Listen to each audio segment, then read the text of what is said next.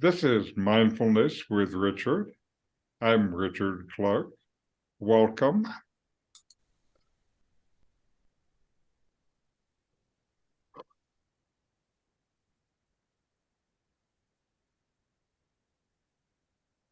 This series focuses on mindfulness meditation.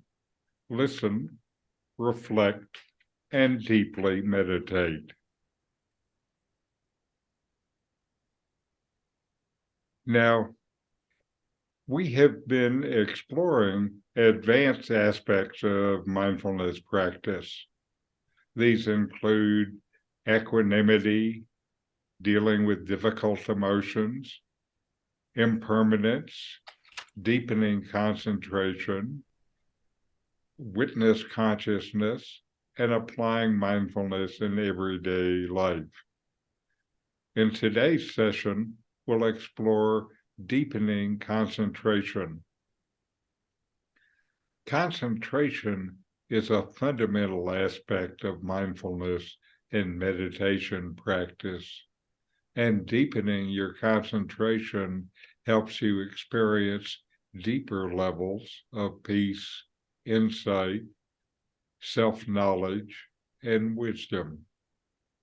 In this session, I'll offer some tips and techniques for enhancing your concentration and taking your meditation practice to the next level.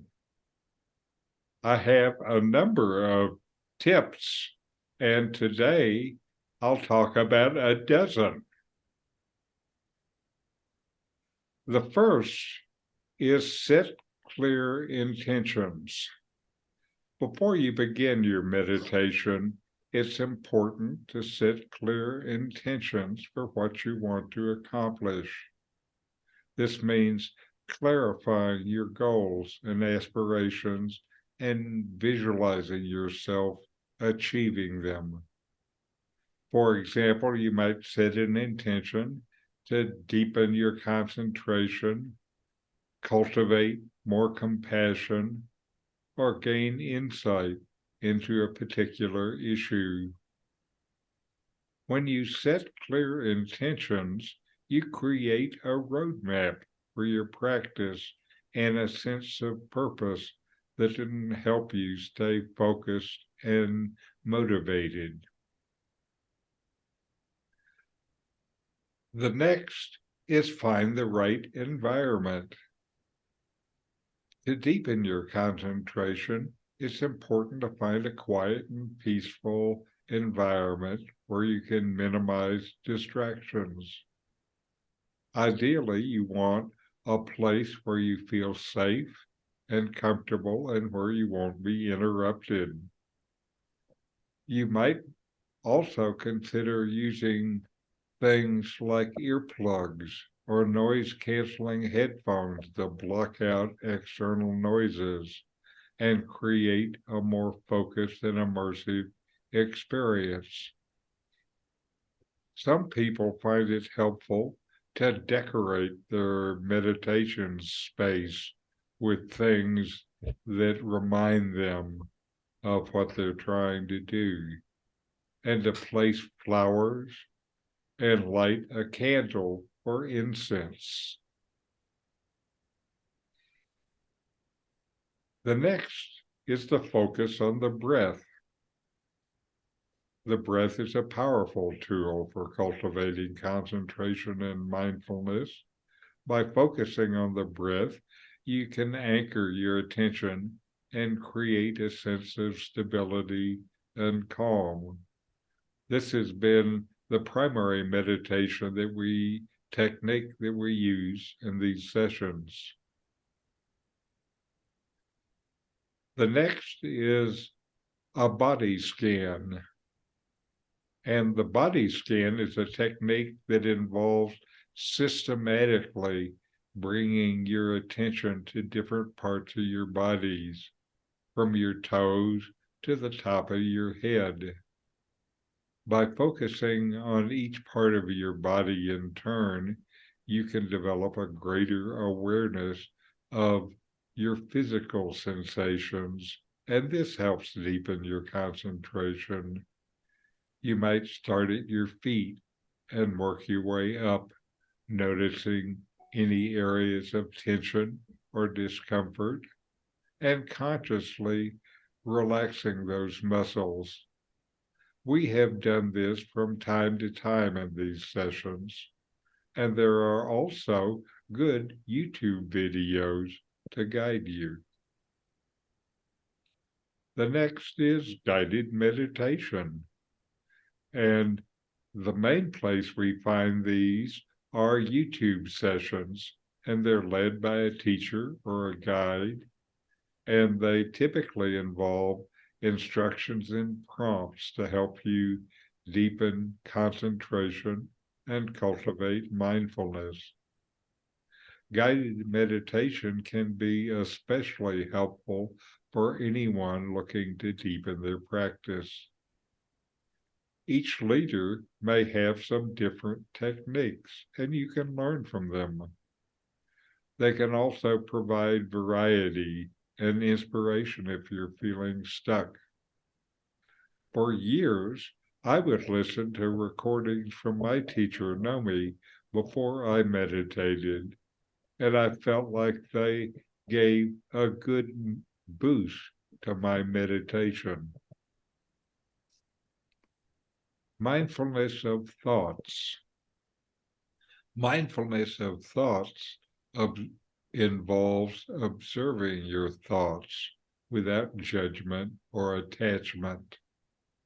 By simply noticing the thoughts that arise in your mind and letting them pass without getting caught up in them, you develop greater mental clarity and concentration. This technique can be especially helpful if you find your mind racing or distracted in your meditation. It is freeing to be able to just observe your thoughts without needing to react to them. Maybe we will work on this in the future with a session devoted to it. Next is loving kindness meditation. Loving kindness meditation involves cultivating feelings of love and compassion towards yourself and others. By focusing on positive emotions and sending well wishes to others and yourself, you can deepen your concentration and have a sense of peace and happiness. You might start by directing loving kindness towards yourself and then gradually expand to include loved ones, acquaintances, and even people you find difficult. I've found it especially worthwhile to offer loving kindness to people that I have had problems with. Sometimes this can be surprisingly challenging, but it's worthwhile. We have done loving kindness in some of our sessions, and we'll do it more. Next is using a mantra or a counting technique. This is something some people find helps a lot. This is deepening your concentration using a mantra or counting your breath. This involves repeating a word or a phrase or counting breath. And these are ways to keep your mind focused and centered. For example, you might repeat the word peace on each inhale and exhale, or count each breath up to 10 and then start again. The key is to find a technique that works for you and stick with it.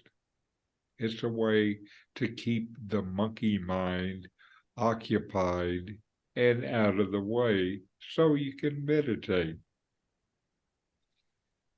Next is cultivating gratitude.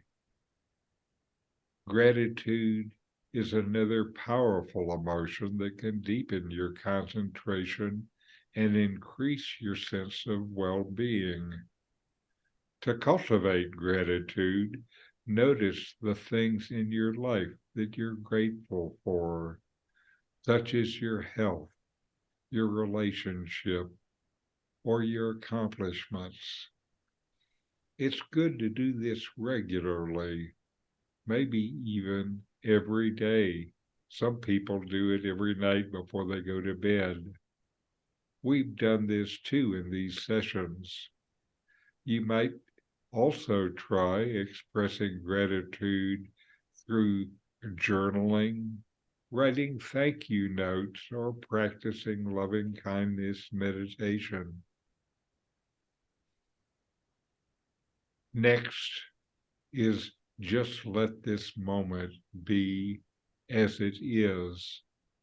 I think this is a very powerful technique. Bring your attention to the present moment. Notice any sensations in your body, sounds around you, thoughts that pass through your mind. And instead of getting caught up in thoughts or trying to change anything, simply let the moment be as it is. Accept whatever is happening right now without trying to judge it, change it, or analyze it. If your mind starts to wander or you notice yourself getting lost in thought, gently bring your attention back to the present moment. You can do this by focusing on your breath, sensations in your body, or any other anchor that helps you stay present. Next is find the silence. Silence is good for meditation. It helps you connect with your inner self and enhances your overall well-being. Best is the silence that comes from within. To find silence within yourself, start with a quiet environment, then focus on your breath and allow yourself to be fully present in the moment and let go of any distractions or thoughts that arise. And notice that beneath all the noise is the silence. The silence is always there. Usually we just don't notice it. All the noise appears in the silence. You can incorporate silence into your daily life by taking breaks from technology, spending time in nature, and create quiet spaces in your home. To find silence in the world, first find it within yourself. And the last is to take breaks. It's important to take breaks and give yourself time to rest and recharge. Concentration is a mental muscle that can become fatigued if you overuse it. So it's important to balance your practice with periods of rest and relaxation, maybe a short walk or gentle yoga, or simply close your eyes and rest for a few minutes. By taking breaks, you can refresh your mind and enhance your overall concentration and well-being. Concentration is a skill you can cultivate.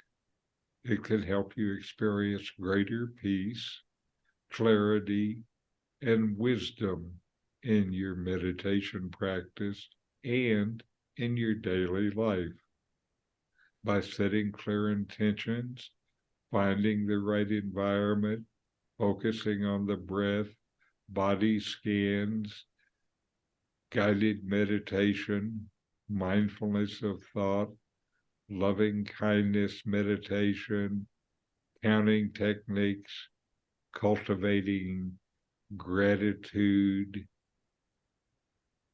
letting the moment be as it is, and finding silence.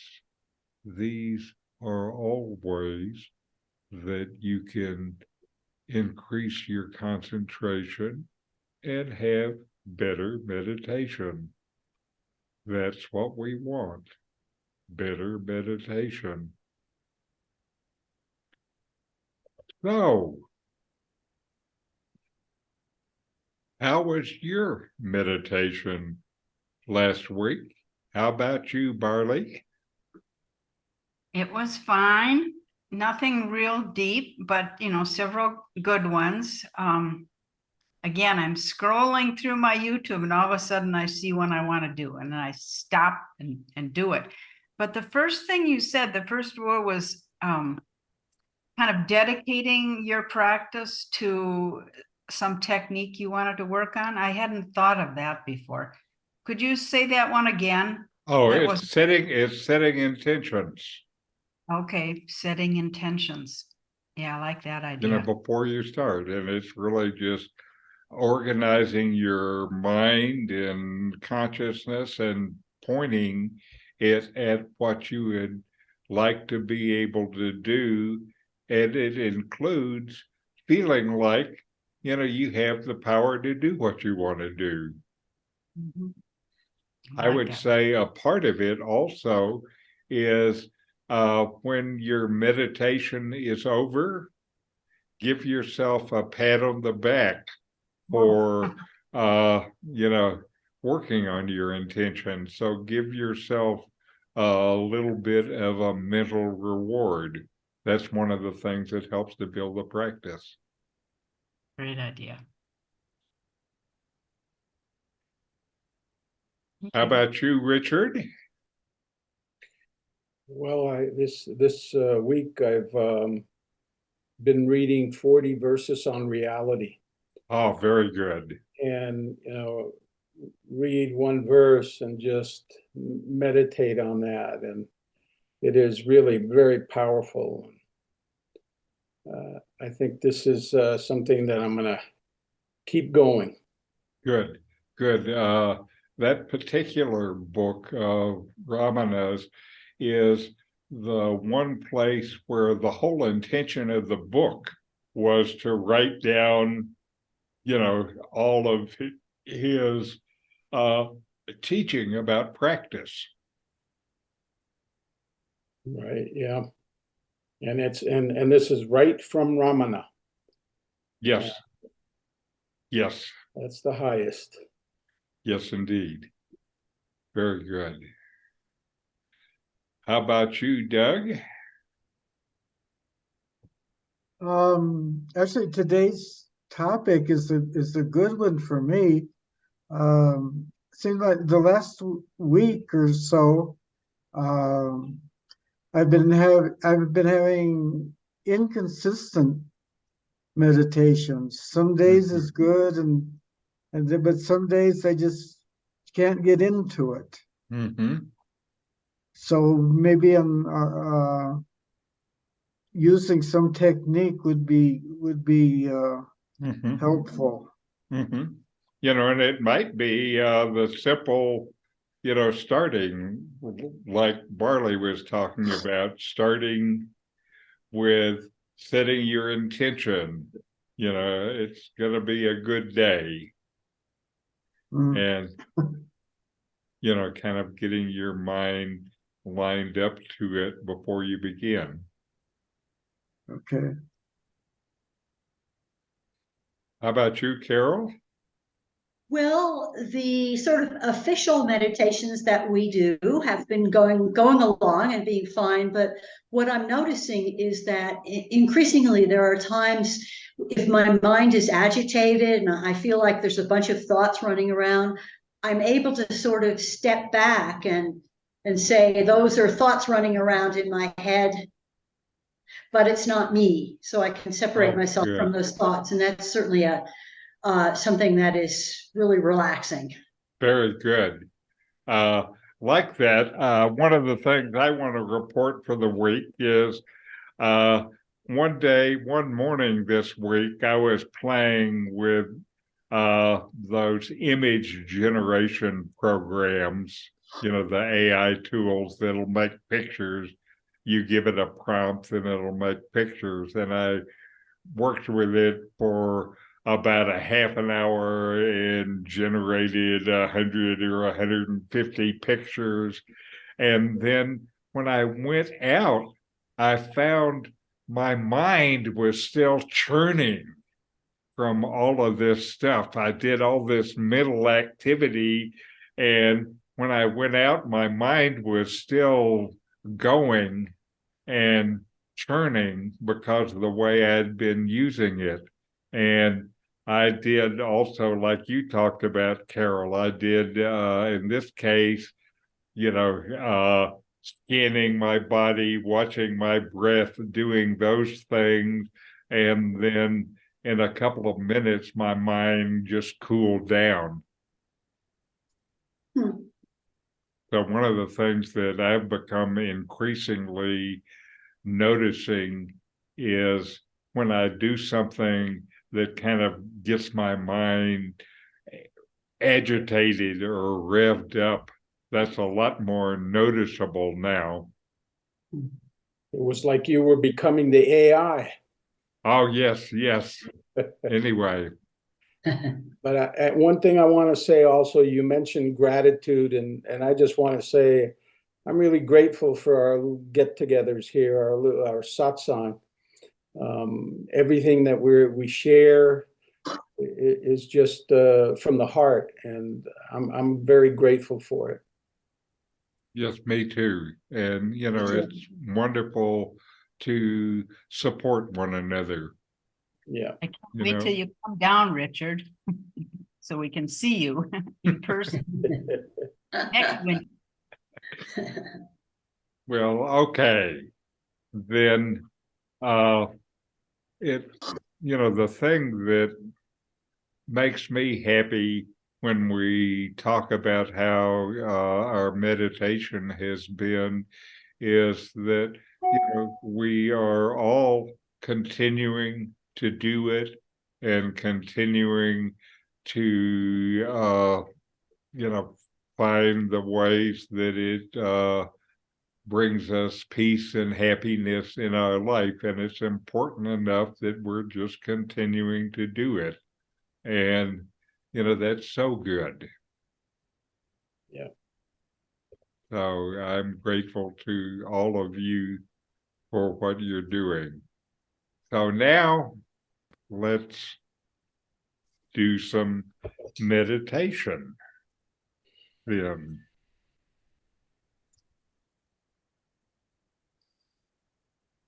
mindfulness is present moment awareness, paying attention on purpose in the present moment, non-judgmentally, fully receive whatever is experienced, then let it go.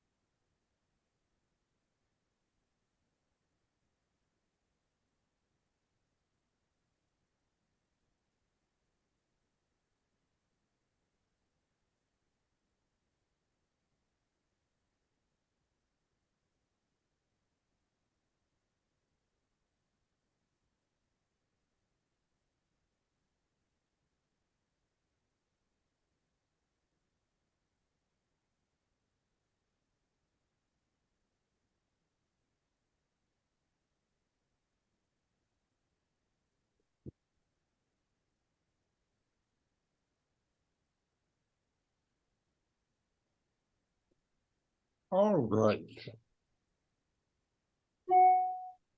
And now we have a video coming up. Improve your meditation. These are 4 tips to deepen your meditation practice in line with what we've been talking about today. My body, if something happens, like, hey, welcome back to Being Integrated. I'm Jude, and this is 4 tips to improve your meditation practice. I'm going to start by saying that the 4th one is by far the most powerful and life-changing tip for me. It really changed my practice. It really deepened everything. So definitely stick around to the end. But also the 3rd one, it might sound kind of weird and controversial, but I'll do my best to explain why I think it's helpful and important, not necessary, but it could be really valuable to add to your practice. So the first step is to set an intention before you practice. Get really clear on your intention. So when you sit down to meditate, say, okay, for the next 10 minutes or 20 minutes, however long you have set for yourself, that you're going to do your best to stay focused. Your mind's going to want to come in, you're going to want to think, and you can just put that aside for now, that there's going to be plenty of time to think later, but for now you're going to do your best to stay focused on your practice, whatever the intention of your practice is. So it's really getting clear with what the intention of your practice is, really knowing what the practice is. I just did a video called Am I Doing It Right? Like, am I meditating right? And so if you're not really clear on what your practice is and if you're doing it right, maybe check that one out so you can get more confident in your practice. And then deciding, okay, I'm going to do my best, and also being forgiving with yourself, knowing that you're not going to do it perfect. So just saying, I'm going to do my best, and whatever that is okay. So that's the first step, is setting your intention before you start practicing. Sometimes you might come in saying, oh, I know my intention, but really making it clear every time you sit down that this is what my intention is with the practice can actually help a lot. It can help to put your mind at ease and let your mind know, okay, if it slows down or calms down, that's okay. The thoughts are going to be able to come back later. Often our thoughts jump in because they feel so important. They feel like, oh, if I don't engage with these thoughts, I'm going to forget. It's something that I need to know or need to think about or need to remember. So just telling yourself that you're going to be practicing for this amount of time and you'll address the thoughts later can be really reassuring for our mind and can help us get a little more concentrated and into the practice. So the second tip is opening your heart to your experience. And this is really another way of talking about equanimity, which is something I talk about a lot on the channel. You can check out my videos on equanimity. But another way of saying this is to open your heart to your experience. So whether you're doing a focus-based practice, like focusing on your breath, or a more open awareness style of Vipassana, like focusing on different aspects of your experience, whatever you're focusing on, open your heart to that experience. Often we get so fixated on keeping our attention on the thing that we're not actually opening our heart or our body or our awareness or our being to the experience. So we really don't want to be closed down. We don't want to be tight or constricted. We want to be fully open to whatever's arising. And so meet each moment, meet each breath or each sensory experience with this open-hearted awareness. You can think of it as that same feeling of meeting someone you love, someone you care a lot about. When you see them, when you think of them, that open-hearted feeling you get, meet each sensation with that same openness. Remember, this is a practice. You know, we're gonna get caught up, we're gonna get tightened and constricted around our experience, we're gonna forget, and that's okay. So it's also meeting our own larger sense of practice, our own follies and imperfections with that same open-heartedness. Whenever we notice our mind running away and we bring it back, meet that experience with open-heartedness and goodness and care. This is a super important one, and it's one that we often forget about and get lost in the actual pragmatic aspect of the practice. But just being in this open-hearted space and awareness, that is one of the biggest, most important pieces of practice. Okay, so the third one, which is kind of a weird one, is called dedication of merit, or at least that's what it's called in like a traditional sense. So in Tibetan Buddhism, which is the original tradition I studied in and also the tradition that my parents studied in, there's always, after the end of our meditation practice or whatever we're doing, we dedicate the merit. And the idea of merit is kind of tied to karma. It's that we gain some good merit, like it's a good deed to practice meditation. That so much of our actions are in delusion and suffering and cause suffering for others, even if we're not aware of it. And so the practice of meditation is meant to combat this. It's actually like a good deed, like we're doing something good for ourselves and for the world. So meditation practice is seen as this virtue that accumulates merit, accumulates like good karma or good deeds, and it helps us. We wouldn't be doing it if it didn't help us and improve our well-being in some way. So the dedication of merit is saying, okay, and all this goodness that I've achieved or accumulated through my practice, I'm not going to hold on to this.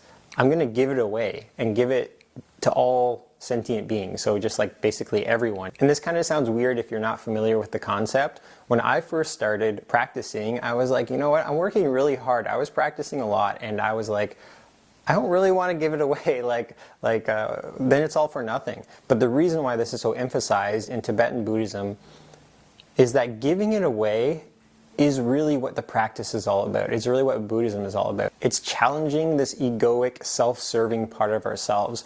Practice is really about letting go of the self, letting go of us and who we think we are, and that we're so important, or that we need this or that, or that we need to feel good all the time. Practice is very much about letting go of these parts of ourselves. And there's this trap in practice. There's this trap that when we start doing a lot of meditation or spiritual practice, we start to feel better about ourselves, which isn't bad. But the risk is that we might use it to inflate our ego, to inflate our sense of self, thinking, oh, I meditate, I do these practices, I'm a better person, I'm better than these other people who don't do meditation. So the dedication of merit is really to combat this part of ourselves that wants to cling to the practice, that wants to cling to these ideas that we're so important or that we're better than others. And it's really humbling ourselves. It's saying, okay, I'm going to do all this, but I'm not even going to do it for myself. I'm going to do it for others.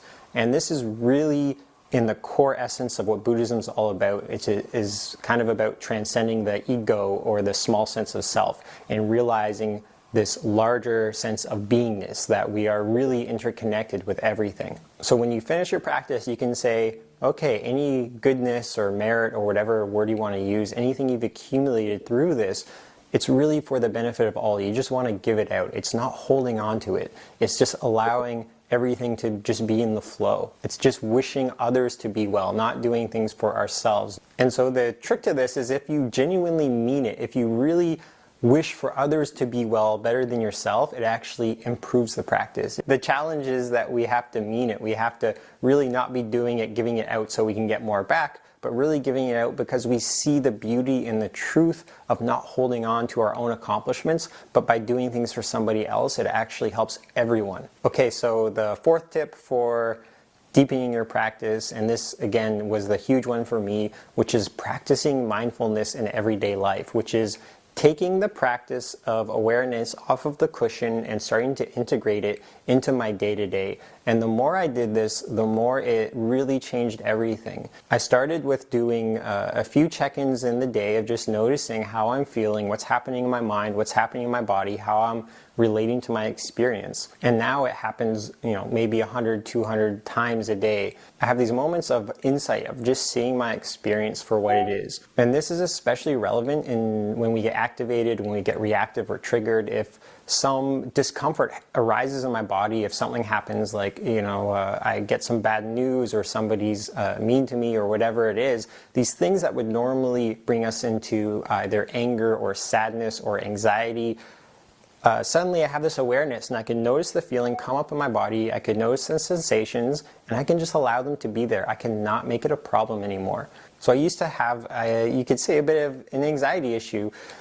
I would get really nervous and I'd get anxiety and I'd kind of close up around social groups. I'd close up around certain experiences. If I have a group to lead or something, or I'm teaching something, then I start feeling some anxiety before and even during, but I don't make it a problem. It's just, oh, there's the anxiety coming up. That's there, that's fine. I know I can still do this. I know I can still perform well even though the anxiety is there. So it's not crippling anymore. It doesn't have a negative impact on me.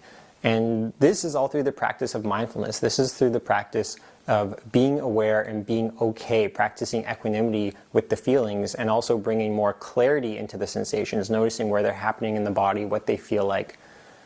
When you do this, they become less scary, they become less overwhelming, and suddenly everything just becomes a bit easier and smoother in life. So I have a lot of practices. Much of my channel is dedicated to teaching people how to practice mindfulness in everyday life. So I have like this kind of course called Pragmatic Mindfulness Series. That's just 4 videos, and it really gives you the foundational theories and practices for doing this. So if this interests you, check that out. That's it for this video. Thank you so much for tuning in. If you appreciated the video, please like, subscribe, comment, do all those things. They're super appreciated, and stay tuned for more. Hey, welcome back to All right. And now we'll have another meditation.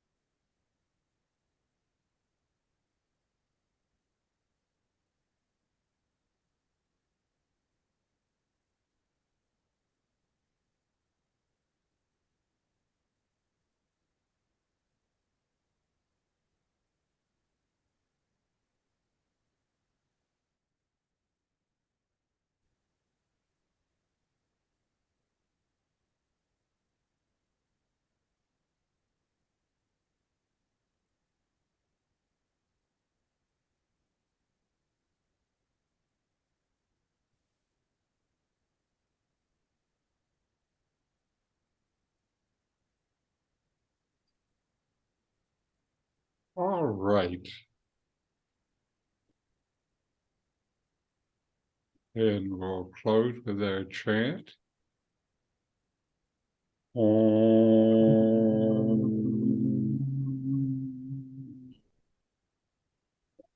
Shanti, Shanti, Shanti, Shanti. Shanti, Om. Peace, Peace, peace, peace, peace. peace.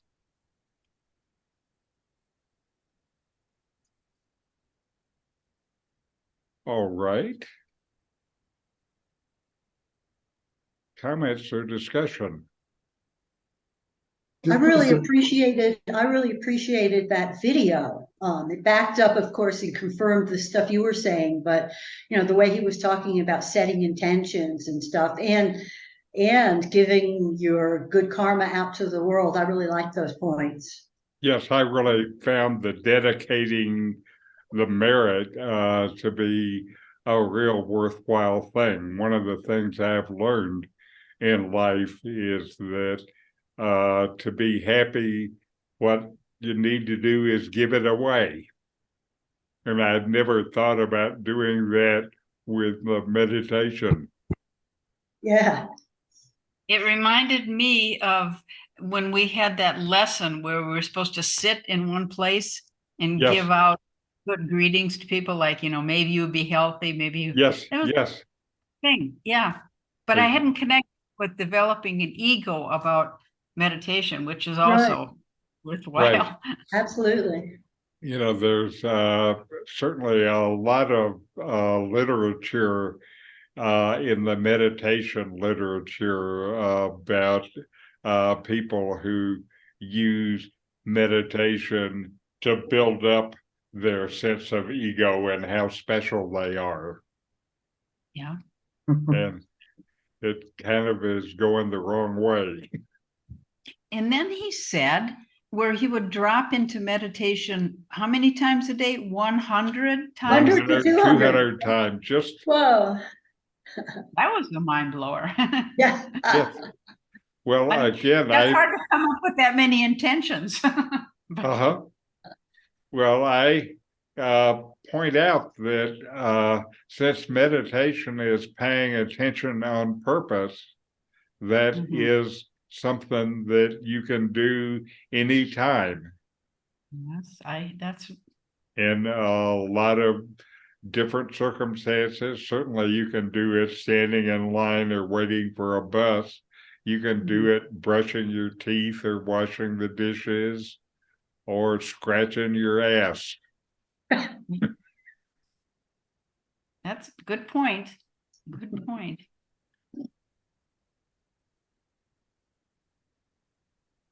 Doug and Richard, what do you think?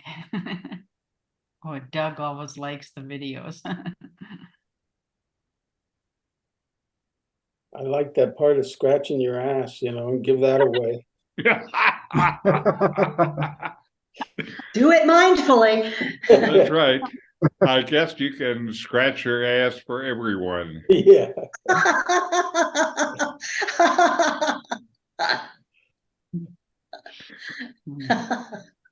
Come on, Well, Doug. just don't try to scratch somebody else's ass. You Right, might get in right, trouble. right, right.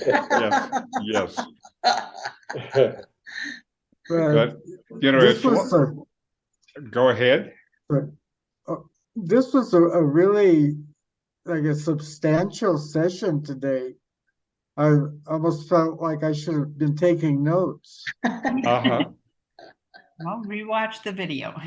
Well, I'll look forward to that. Yes. That's right. That's right.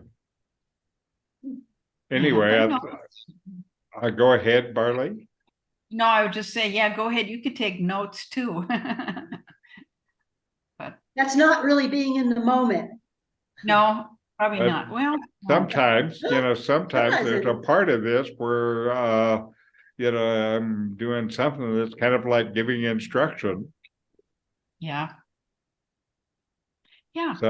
So anyway, I'm glad you thought it was worthwhile. I thought the material is good for us because, this is this meditation is something that we're doing regularly with our life, and those things, there are things we can do to help it go better and get deeper. And it's worthwhile at least thinking about those things and seeing what you can, if there's anything that's appropriate to fit in your practice. I don't think practice is a static thing. Practice is something that continues to evolve as we know ourselves better. Certainly, one of the things my teacher Nomi said is that, from time to time, you should look at your practice and see what is working and what's not working, and be willing to change, be willing to try different things. It's not static. Yeah. You're not static. Cool. Anyway, another good session. Thank you all for coming together.